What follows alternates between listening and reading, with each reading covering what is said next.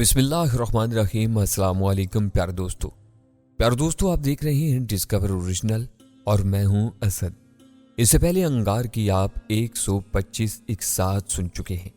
अब किस्त 126 और आखिरी किस्त मुलाहिजा फरमाए।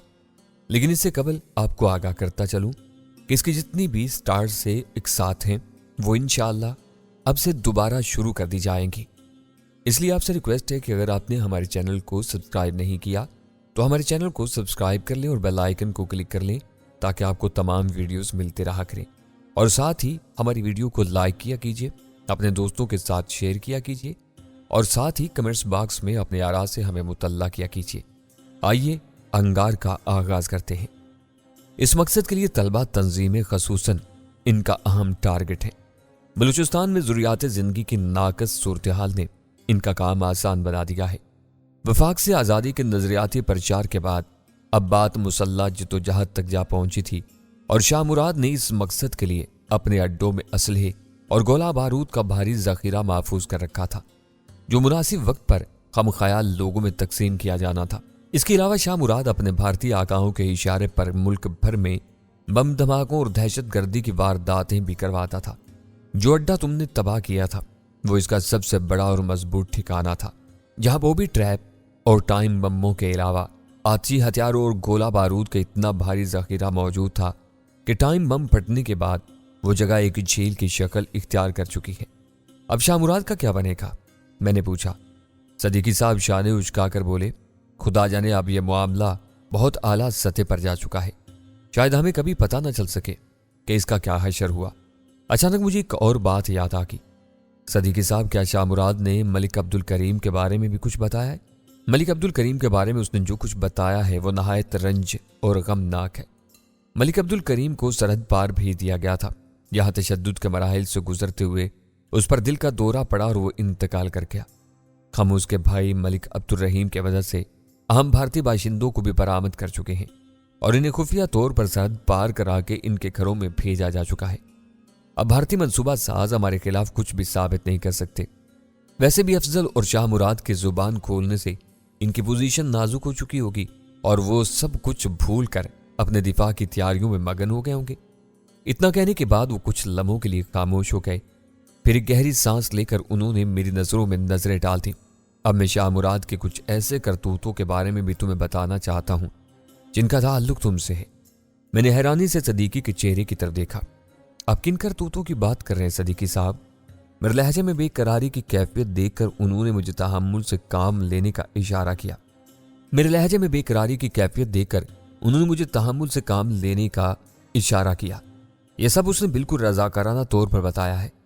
मैंने तुम्हारे हवाले से उससे बात की तो वो बकता चला गया। अब मेरे सब्र की आजमाइश न शुरू करें सदीकी साहब। साफ बताएं उसने क्या बताया है।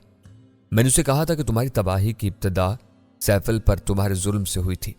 यह सुनकर उसने अजीब सी नजरों से मुझे देखा और कहा, बात सिर्फ इतनी नहीं है। मेरे बेटे ने सैफल को अपने जुल्म का निशाना बनाकर अपने बाप की खूनी रवायत का आदा किया था। यह लड़का सैफल इस वक्त महज चंद माह का था जब मैंने उसकी मां जन्नत को अगवा कराया था। इस वक्त सैफल भी अपनी मां के साथ था। जन्नत मेरी ख्वाबगाह में पहुंचने के बावजूद खुद को मेरे रहम करम पर छोड़ने को तैयार नहीं थी।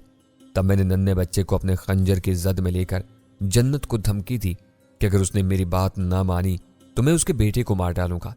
यह सुनकर वो बुरी तरह दहशत सदा हो गई, लेकिन उसके बावजूद मुज़ाहमत तर्क करने पर आमादा नहीं हुई। तब मैंने खंजर को इस अंदाज में लहराया जैसे मैं बच्चे के सीने में पवस्त करने वाला हूं। यह देखकर उसके हल्क से खौफनाक चीख बरामद हुई। मैंने अपनी यह हरकत कई बार दोहराई तो उसकी हिम्मत टूटने लगी। मैंने उसे मसहरी की तरफ बढ़ने का इशारा किया। उसने बज़ाहिर मेरी बात मान ली थी। मैं मुतमईन होकर उसके करीब पहुंचा, लेकिन मुझे यह हरकत बहुत महंगी पड़ी। मुझे बिल्कुल ख्याल नहीं रहा था कि मसहरी से मुंसलिक तपाई पर फलों से भरा थाल मौजूद है जिसमें फल काटने की छुरी भी रखी हुई थी। जन्नत ने वो छुरी उठाई और बिजली किसी तेजी से मुझ पर हमला कर दिया। वार इतना अचानक और भरपूर था कि मैं खुद को उसकी जद से बचा नहीं सका। छुरी मेरे शाने में उतर गई थी। अगला वार उसने मेरी गर्दन पर किया। मैंने इस बार अपने आप को बचा लिया, लेकिन वो इस कदर ताबड़तोड़ हमले कर रही थी कि मुझे सचमुच अपनी जान के लाले पड़ गए थे। इसी कशमकश में न जाने कब मेरा खंजर हरकत में आया और जन्नत के जिस्म में उतर गया। मेरा हाथ उस वक्त रुका जब वो दम तोड़ गई। اتنا کہنے کے بعد صدیقی خاموش ہو گئے۔ اس دوران میں ان کی زبان سے نکلنے والا ہر لفظ میری سماعت اور حواس پر کوڑا بن کر برستا رہا تھا۔ اس تمام بیان کو قبول کرنے اور اس پر اعتبار کرنے میں میرے شعور کو زیادہ دیر نہیں لگی۔ اگلے لمحے شدید ندامت اور پچھتاوے کے احساسات نے مجھے اپنی گرفت میں لے لیا۔ یا میرے خدا، میں زندگی بھر اپنی ماں سے نفرت کرتا رہا۔ اس کو دردناک موت کے حوالے کرنا میری زندگی کا سب سے بڑا مقصد تھا، جبکہ وہ دراصل کس قدر عظیم شخصیت تھی۔ میری اس گھٹیا سوچ سے اس پاک روح کو کتنی اذیت پہنچی ہوگی۔ میں عالم بالا میں کیسے انہیں منہ دکھاؤں گا؟ میرے مرحوم باپ کی روح مجھ پر کتنی لعنتیں بھیجتی ہوگی، جن کی پاک باز اور وفا شار بیوی پر کیسی غلیظ تہمت لگاتا رہا میں۔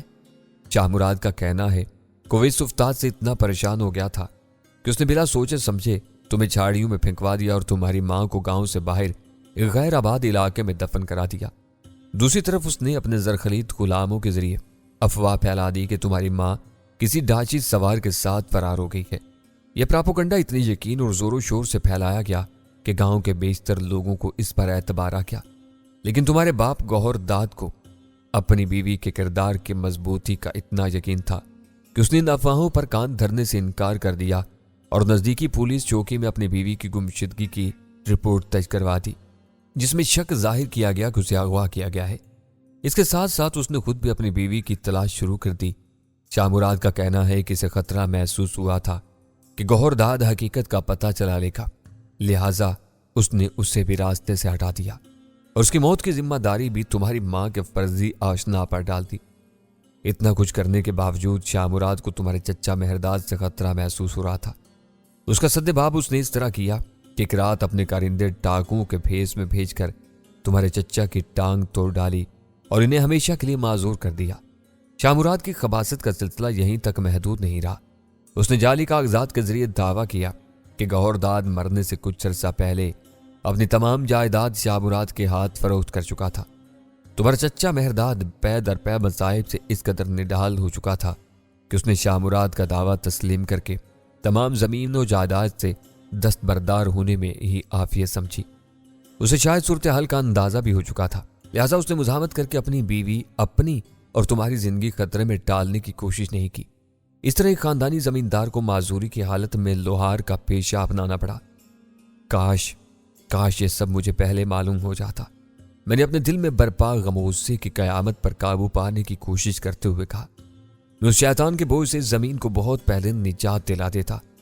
صدیقی صاحب نے میرا شانہ تھپک کر مجھے دلاسا دیتے ہوئے کہا، زندگی انہی آزمائشوں کا نام ہے۔ تم خوش نصیب ہو کہ تم شہید والدین کی اولاد ہو اور بذات خود غازی ہو۔ یہ ذاتی انتقام سے کہیں بڑا اعزاز اور بلند مقام ہے۔ شاہ مراد ایک لعنت بھری زندگی گزارنے کے بعد کیفر کردار کو پہنچنے والا ہے، جبکہ ایک باوقار اور خوشحال زندگی تمہاری منتظر ہے۔ شاہ مراد نے جس جائیداد پر قبضہ کیا تھا وہ اب بھی تمہاری اور تمہارے چچا کی ملکیت ہے۔ 20 مربع کے لگ بھگ زرخیز زرعی اراضی کے مالک کی حیثیت سے تم ایک نئی زندگی کا آغاز کر سکتے ہو۔ اس کے علاوہ ایک آفر میں بھی لے کر آیا ہوں۔ تم ہمارے محکمے میں شمولیت اختیار کرنا چاہو تو ایک ذمہ دار عہدہ تمہارا منتظر ہے۔ تم فوری طور پر ہمیں جوائن کر سکتے ہو۔ اب مجھے سوچنے کا موقع دے۔ میں نے تھکے تھکے لہجے میں کہا، ٹھیک ہے، چلو اس سخی سرور سائیں کے روزے پر حاضری دینے چلتے ہیں۔ میرے اسبات میں سر کو جنبش تھی اور صدیقی صاحب کے پیچھے چل پڑا۔ پیارے دوستو، اسی کے ساتھ اس کہانی کا اختتام ہوتا ہے۔ انشاءاللہ اس کی ایک ساتھ مکمل کرنے کے بعد ایک نئی کہانی کی طرف آؤں گا۔ اس وقت تک اجازت دیجیے۔ اللہ نگہبان۔